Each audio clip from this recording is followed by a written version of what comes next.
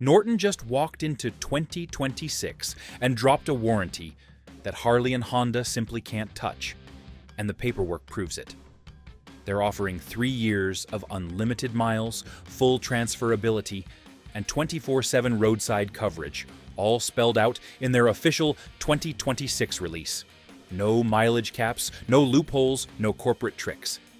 Meanwhile, Harley still sits at 24 months, and Honda keeps most models at 12 months unless you're buying top shelf. For riders who actually put down real miles, this isn't an upgrade.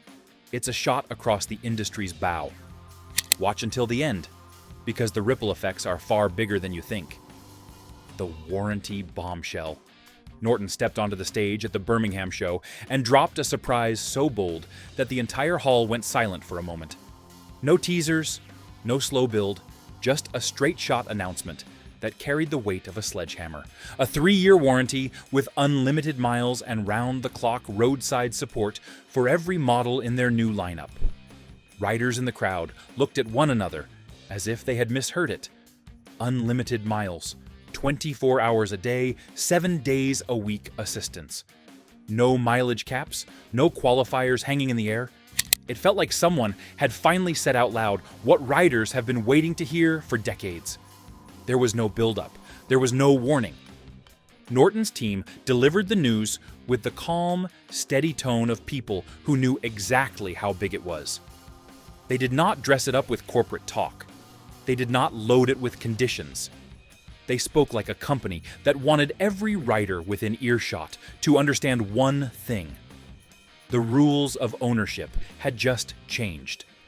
The moment the words landed, the reaction swept through the crowd like heat rolling off a forge. Eyebrows raised, helmets shifted under arms. Phones came out as people tried to confirm they had heard correctly. And as the shock settled in, one truth became impossible to ignore. Norton had just lit the fuse, but the announcement was only the spark. The real jolt came when riders realized what this warranty actually included. What makes this warranty unprecedented. When Norton spelled out the details, it became clear this was not a clever marketing trick. They meant every inch of it. Unlimited mileage coverage for a full 3 years meant a rider could spend every weekend crossing state lines, piling on tens of thousands of road hours, and never worry about outrunning the warranty. That alone felt unreal, but the rest carried equal weight. The coverage was fully transferable, giving every future owner the same protection the first owner received. There was no reduction in time. There was no penalty for changing hands.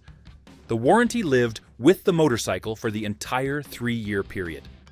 Then came the 24-hour, 7-day roadside support, not basic towing, not a limited range rescue, full assistance with onward travel options when a bike could not be repaired on the shoulder. Whether a rider broke down late at night or early in the morning, help was part of the promise. Norton also backed every official part and accessory with a 2-year warranty, giving peace of mind to riders who loved to customize but hated the fine print that usually followed. Everything about the warranty was direct, clean, and easy to understand. No hidden footnotes, no mazes of exceptions buried in the paperwork. Just clear protection for anyone who chose to roll one of their new machines out of a showroom. But a move this bold does not come out of thin air. There is always a reason behind timing this precise. But before we move on, take a moment to like the video, hit subscribe, and share your thoughts in the comments. Why Norton did this now? Norton has spent the past several years reshaping itself from the frame up. Backed by TVS, a powerhouse with deep manufacturing experience, the company has been rebuilding its reputation through engineering discipline and steady investment. They knew they could not step back into the spotlight with half measures or cautious promises.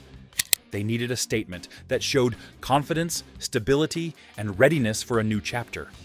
Launching a warranty, this generous signaled that they trusted their machines to stand up to real road use, not showroom speculation. The timing also lined up with their largest wave of new models in years.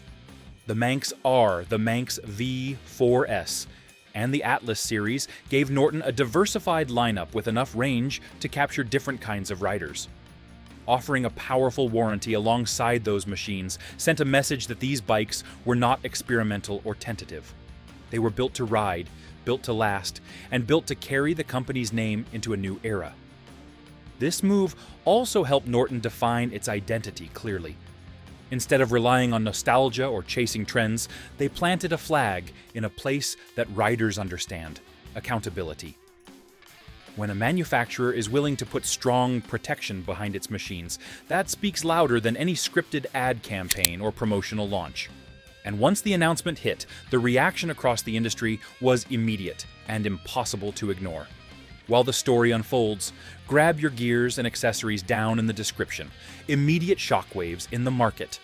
Within the first few hours of the announcement, conversations started buzzing across dealership networks, industry chats, and motorcycle newsrooms. Sales managers who were on break during the reveal came back to phones lighting up with messages asking if the news was real. Journalists scrambled to confirm details, digging for press releases and official statements. Independent mechanics who followed the launch online were already talking about how bold the move felt. The reaction was not slow or cautious, it was instant. Shop floors felt the ripple next.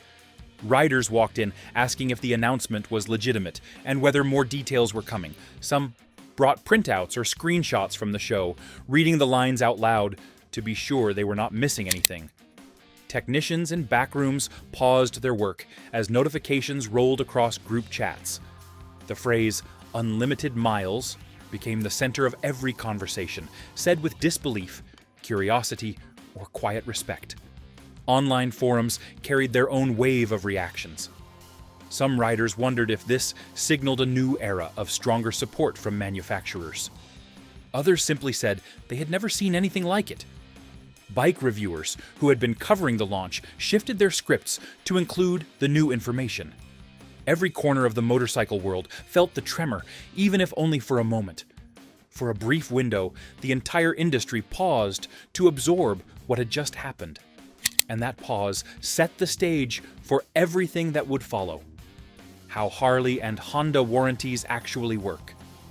Both Harley and Honda structure their warranties around clear terms that focus on defined coverage periods, limited mileage expectations, and specific parts protection. Harley provides a factory warranty that spans 2 full years from the date of purchase. This warranty covers material defects and workmanship issues on the motorcycle as it was delivered new. It does not include wear items, and it does not reset with transfers of ownership. Honda follows a similar structure, offering a 1-year limited warranty for most of its motorcycles, with some touring and high-end models receiving longer protection depending on the year. The coverage applies only to manufacturing defects discovered during normal use, and any work performed under warranty must be handled through authorized dealers. Both companies rely on scheduled maintenance records to verify eligibility. If the maintenance guidelines listed in the owner's manual are not followed or documented, coverage can be limited or denied. Repairs must use approved parts, and any modifications that alter the performance or emissions. Compliance may void parts of the protection. Roadside assistance is selective rather than universal. In many cases, it is either tied to extended warranty packages or restricted to specific models within the lineup. The language in these warranties is straightforward, but it leaves little room for interpretation. The limitations reflect a conventional approach that has been in place for decades. Riders understand these terms because they are consistent, predictable, and supported by a long history of dealership service structures. Once those standard terms are understood, the numbers behind real service patterns reveal how tight the margins can become. The hard numbers that reveal the gap. Service departments track warranty claims with precision because every approved or denied repair affects operating costs, parts inventory, and manufacturer reimbursement. Internal dealership reports from recent model years show that most brands maintain a steady approval rate in the range of 80% for factory warranty claims submitted within the normal period. The remaining 20% typically fail due to lapses in maintenance documentation, modifications that affect powertrain integrity, or signs of misuse identified during inspection. Mileage caps play a major role in limiting eligibility. Many factory warranties begin to lose coverage strength once a motorcycle crosses the 20,000 to 25,000 mile mark, depending on age and model class. Roadside assistance data shows similar patterns. The majority of towing calls fall within a 30-mile radius from where the motorcycle breaks down. Assistance programs often restrict travel beyond that distance unless an upgraded package has been purchased. Parts coverage also shows clear limits. Components tied to electronics or emissions systems may carry extended coverage from the manufacturer, but service techs consistently flag issues when customers attempt to claim wear items or damage caused by excessive heat, low oil levels, or aftermarket tuning influences. Annual service logs show dealerships handling roughly 300 to 500 warranty cases each year, with 50 to 100 denied for missed maintenance requirements. Because most stores use the same tracking software for labor, parts, and authorization codes, these patterns repeat consistently, revealing a system built on strict, predictable limits. But behind each of those denied or restricted claims is a rider who lived through the moment firsthand. Real rider. Examples of warranty pain. One rider shared how his touring motorcycle developed a sudden electrical issue just months after purchase.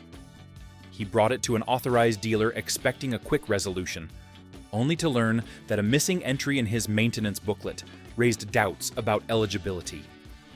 He had completed the work at home, but without a stamped record, the dealership hesitated. The process dragged on for several weeks before his repair was finally approved, leaving him grounded through the heart of riding season. Another rider with a mid-size street model described a different problem. His engine began producing a sharp ticking sound around 15,000 miles. When he reported it, the service department inspected the bike and discovered aftermarket pipes installed by a previous owner. Even though the pipes had no direct connection to the internal noise, the modification complicated the decision. The rider felt caught between dealership caution and the limits of the policy. The repair was eventually completed, but only after several rounds of back-and-forth conversation. These stories repeat across the riding world because each one reflects a moment when expectations met the strict terms of warranty protection. While those personal experiences show the human side, another part of this story comes from the systems a manufacturer builds behind the scenes. Norton's new support infrastructure. Norton has invested heavily in its support structure to ensure that modern riders have consistent access to reliable assistance. Their system begins with a centralized digital platform that connects every owner through a dedicated application. The app provides service scheduling, repair history, maintenance reminders, and direct communication with authorized service centers. It simplifies the process of booking appointments and creates a clear record of all work performed, making it easier for both riders and technicians to track long-term upkeep without confusion. The company's authorized network has expanded through strategic partnerships with service providers who meet specific training and equipment standards. Each center receives updated technical information, ensuring that repairs follow uniform procedures regardless of location. Diagnostic equipment is standardized, giving technicians the ability to identify issues quickly and accurately. Parts distribution has also been streamlined. Replacement components move through a coordinated supply channel that reduces delays and keeps service timelines predictable. Norton's 24-hour, 7-day roadside assistance integrates with these systems. When a rider requests help, the platform automatically shares essential details with the closest support unit. This approach creates a smooth handoff between rescue teams, towing services, and service centers. The infrastructure is designed to reduce waiting times and remove uncertainty from the process. With all the pieces now visible, the scale of what this means becomes much harder to ignore. Dealer-level consequences for Harley and Honda. Dealerships felt the shock almost immediately. Sales managers began rechecking trade-in formulas because the old rhythm of predictable future value no longer applied. When a major warranty shift enters the market, every store notices, and the reaction starts behind the desk long before it reaches the showroom.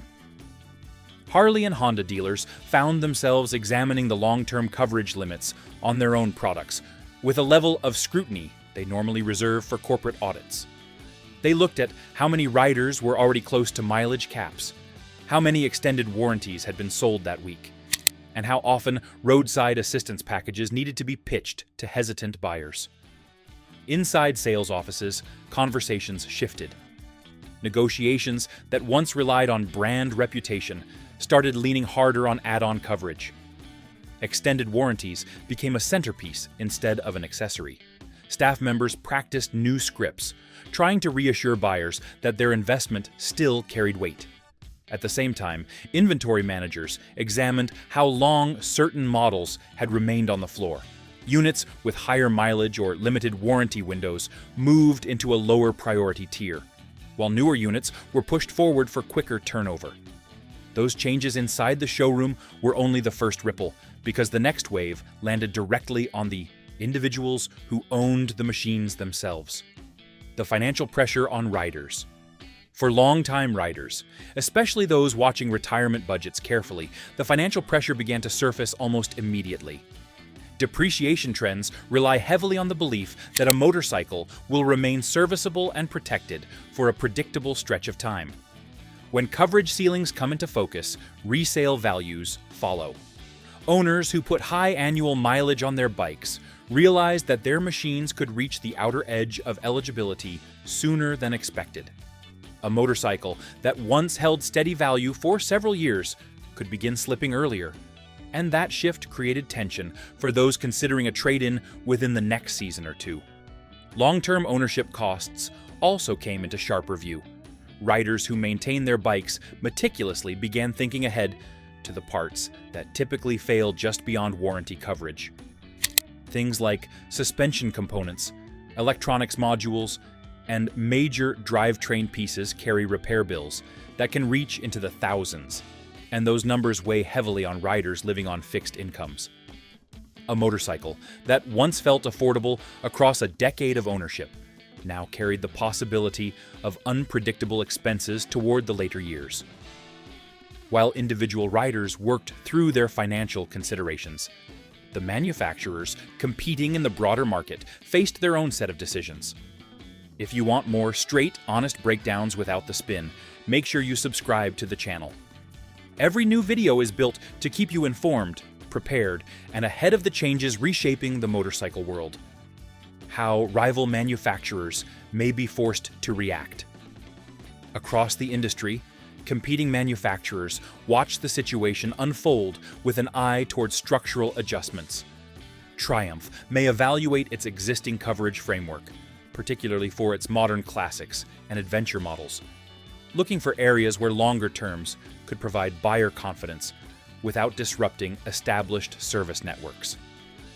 Yamaha could explore adding extended roadside assistance to its large touring and sport touring platforms, especially models that already attract long-distance riders who expect consistent support. Indian may turn attention toward coverage transparency, reviewing how its policies are presented to buyers and whether expanding certain terms could strengthen loyalty among premium V-twin customers. Suzuki might focus on maintenance interval clarity or parts availability guarantees, both of which can reinforce trust among riders who rely on straightforward ownership expectations. Kawasaki could consider adding additional layers of support for its sport touring and heritage lines, emphasizing durability backed by accessible service coverage.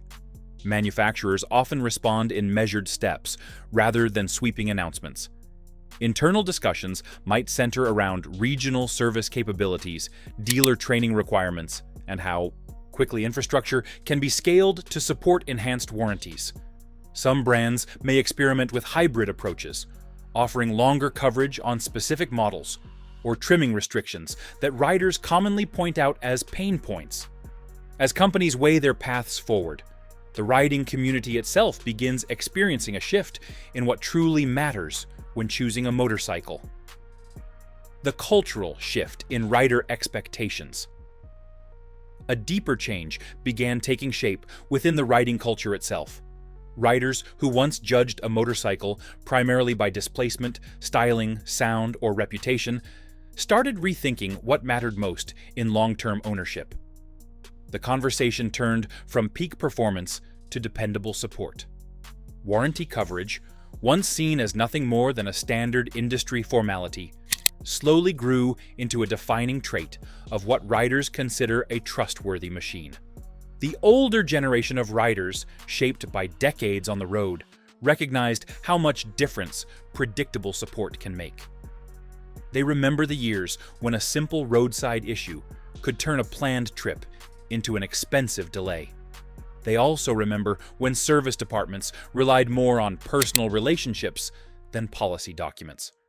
As expectations evolve, riders look for a sense of assurance that goes deeper than technical specifications or flashy features.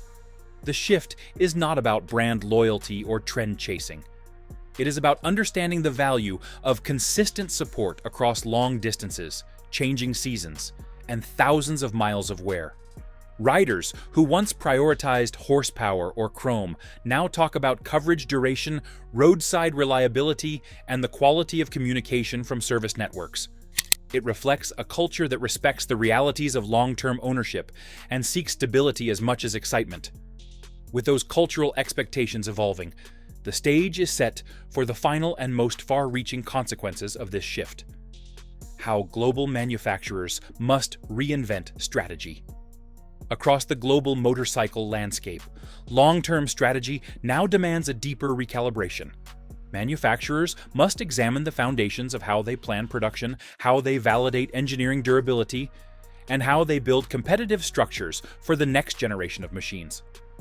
The traditional cycle that relied on predictable model refreshes, incremental updates, and steady development timetables now faces pressure to evolve. Companies will need to evaluate how their testing protocols measure sustained use across extended distances and varied regions. This means revisiting endurance testing procedures, component stress thresholds, and long-haul validation methods that once centered on limited mileage windows. Engineering divisions may be required to revise their assumptions about service intervals, mechanical tolerances, and long-term durability standards. This shift extends beyond engines and transmissions. It touches electronics, suspension systems, frame materials, and accessory integration. Every part that supports extended operation becomes a point of scrutiny. As development teams respond, production planners must forecast demand through a lens shaped by new expectations. Manufacturing schedules, supplier agreements, and quality control checkpoints all adjust as the industry's definition of longevity expands. While engineering teams adjust their internal structures, regulatory bodies prepare for their own set of reactions to the changes unfolding in the market. Regulatory and policy consequences.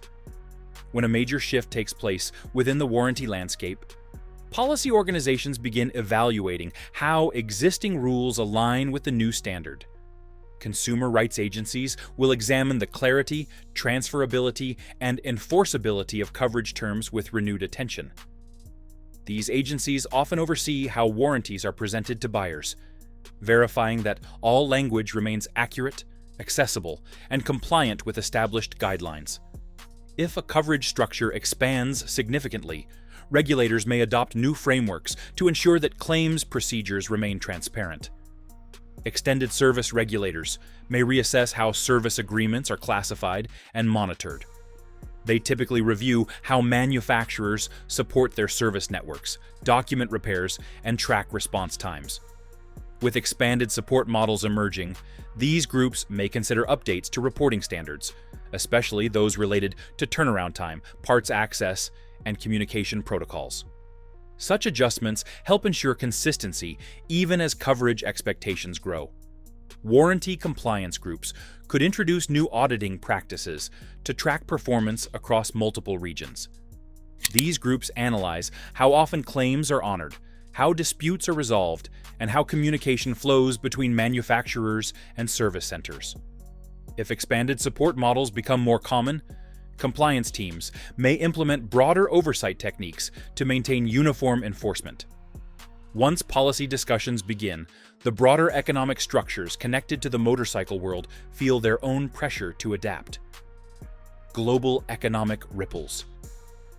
Within the global motorcycle economy, a shift in support expectations influences the structure of supply chains and the long-term behavior of investment groups.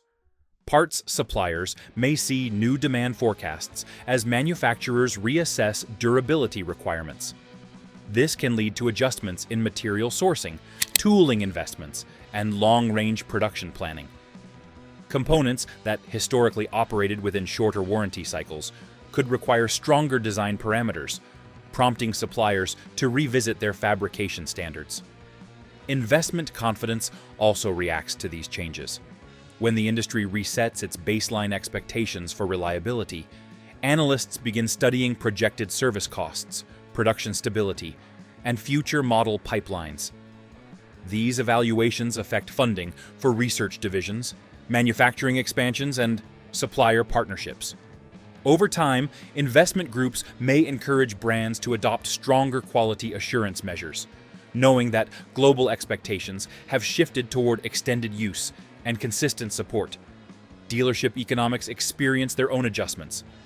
Inventory cycles may shift as buyers consider long-term ownership viability, influencing the pace at which new units reach the showroom floor. Service departments could see changes in workload structure as maintenance schedules evolve. Aftermarket businesses may respond by developing parts and accessories built with higher durability expectations, reinforcing the broader movement toward sustained use. With the global industry reorganizing itself in quiet but significant ways, the final impact settles on the future of those who ride the machines shaped by this new era. What this means for the future of American riders. For riders across the country, this moment represents a turning point in how motorcycles will be judged and trusted in the years ahead. The road has always demanded honesty from a machine, but the future demands a new kind of confidence. Riders who value long-distance journeys, familiar routes, and personal connection with their motorcycles now enter an era where the promises behind a machine carry as much weight as the machine itself. Reliability is no longer an assumption. It becomes a commitment a manufacturer must prove. This shift touches something deeper than technical claims. It shapes the way riders look at the open road, how they plan their seasons, and how they trust the machines waiting in their garage. When a company stands firmly behind its engineering, it restores a sense of security that older riders remember from earlier decades. That sense of trust creates space for more miles, more memories, and more confidence in the years ahead. Long-haul riding gains renewed strength, giving riders the confidence to chase full-season journeys and turn short weekends into lasting stories. As support deepens across the industry, riders reclaim the freedom to trust their machines without hesitation. In the long view, this shift becomes more than news. It restores the core of riding: endurance, certainty, and the promise that the open road remains waiting. So here's the bottom line, folks. Norton didn't just change a warranty, they forced the entire motorcycle world to look in the mirror. Harley, Honda, and every major manufacturer now have to decide whether they're building bikes for real riders or just counting on loyalty while cutting corners. And for those of us who've racked up tens of thousands of miles, this moment matters more than most people realize. But now I want to hear from you. Drop your thoughts in the comments. Would unlimited miles change what you ride next? And if you got value out of this breakdown, hit like, subscribe, and stick around.